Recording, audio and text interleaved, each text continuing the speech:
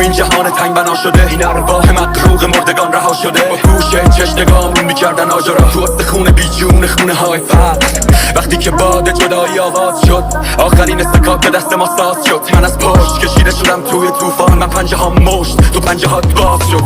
از اون روز که تو سایه ها جدا شدیم، مثل همه همسایه ها جدا شدیم. تو جوونه یه کوچیک رون حال زندگی، که تو روز تقسیم شاخه ها جدا شدیم. هوای شاخه من شک شد، دور از شاخه تو شاخه من تک شد. تا آخرین لحظه رسیدی به بودن، تا فهمیدم درخت این قافل بیچک شد.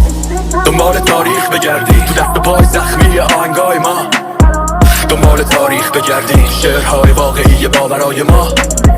دنبال تاریخ بگردی سایه های زیر و فونت ستم، دنبال رقصنده هایی که رقصشون گلول است تو صورت ستم. دنبال تاریخ بگردی که قدرت نداره اعتنا به رقص ما. دنبال تاریخ بگردی تو صحنه های وهم خواب پا برهنه ها. و تو از هر شهر و هر صدا که میای به سمت زندگی واقعی، یعنی مبارزه میون خورشید و وهم سایه ها. دنبال تاریخ بگرد.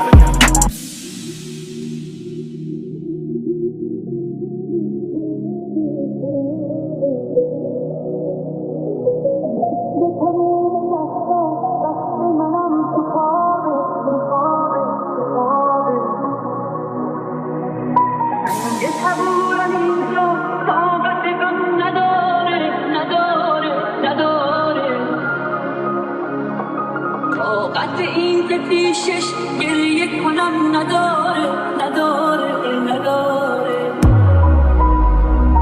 هنو فکر هنو مشغله، هنو همونم که دم دفتره ته جدوله. از همه بدتره اینجا لختت میکنن انگار سر گردنه. هنو تو قفسم شوق پرواز دارم، ولی گیر میکنه هر بار کارم.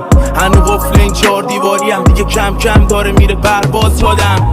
هنوزم گاهی کم میارم نخورده تو در دیوارم، با این که گاهی مثل ابر میبارم، ولی از خودم هرچی دارم. منم گاهی مثل تو هم همه چی عوض میشه، میبندی چش تو مرد دیگه. حرف کسی مهم نی وقتی حتی افتادم